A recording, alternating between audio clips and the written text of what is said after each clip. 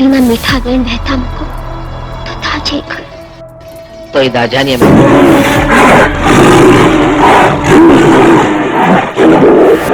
હવે એમાં તો કઈ મોટી બહાદુરી કરી નાખી છે કે આ મુછે તાવજો. નમસ્કાર મિત્રો, સ્વાગત છે આપ સૌનું અમારી યુટ્યુબ ચેનલ ઉપર. મિત્રો, એક સમય એવો હતો કે માત્ર થિયેટરોના પોસ્ટર પર એક નામ લખાયેલું હોય અને લોકો થિયેટર માટે લાંબી લાંબી લાઈનોમાં ઊભા રહી જાય. એ નામ હતું સ્નેહલતા. તેમનું નિર્દોષ સ્મિત, શાનદાર અભિનય અને સ્ક્રીન પરની તેમની હાજરી લાખો ગુજરાતી દર્શકોના દિલ પર રાજ કરતી હતી. પણ પછી અચાનક એવી લોકપ્રિય અભિનેત્રી ફિલ્મોમાંથી ક્યાં ગાયબ થઈ ગઈ? શું કારણ હતું કે તેમની ફિલ્મ ઇન્ડસ્ટ્રી છોડવાનો નિર્ણય લીધો? અને આજે તેઓ ક્યાં છે અને શું કરી રહ્યા છે? આ બધા જ સવાલોનો જવાબ મળશે આજના આ ખાસ વિડીયોમાં. તો વિડીયો અંત સુધી જરૂર જોતા રહેજો.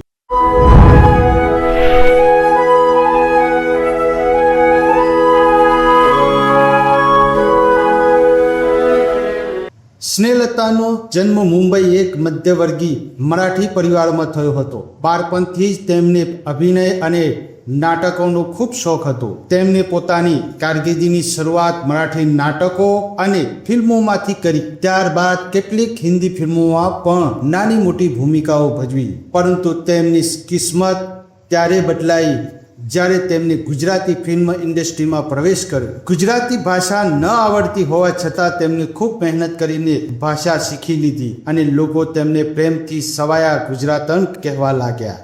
તેમની પ્રથમ ગુજરાતી ફિલ્મ આ ફિલ્મ તેમના અભિનયને ખૂબ પ્રશંસા મળી અને તેમને શ્રેષ્ઠ અભિનેત્રીનો એવોર્ડ પણ મળ્યો. ત્યારબાદ તેમને ભાદરતાળા વહેતા પાણી, મોતીવેરાના ચોકમાં, હિરલને કાંઠે, વીર માંગણાવાળો, ઢોલા મારું, સોન કંસારી અને હરિશ્ચંદ્ર તારામતી જેવી અનેક સુપરહિટ ફિલ્મોમાં કામ કરીને ગુજરાતી સિનેમામાં પોતાની આગવી ઓળખ બનાવી.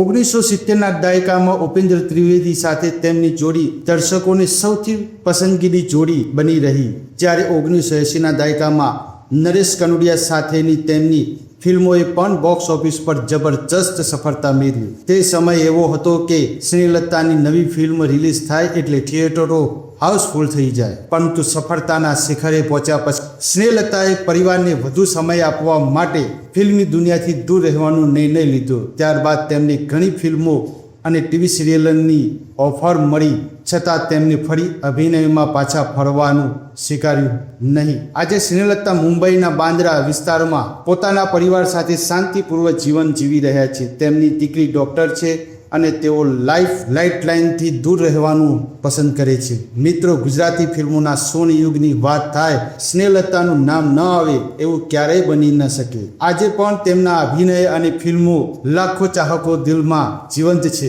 તો મિત્રો, તમને સ્નેહલતાની કઈ ફિલ્મ સૌથી વધુ પસંદ છે? કોમેન્ટમાં જરૂર જણાવજો. જો વિડીયો ગમ્યો હોય તો લાઈક, શેર અને ચેનલને સબસ્ક્રાઇબ કરવાનું ભૂલતા નહીં. હવે ફરી મળીશું એક નવી વાત સાથે. ત્યાર સુધી જય મા.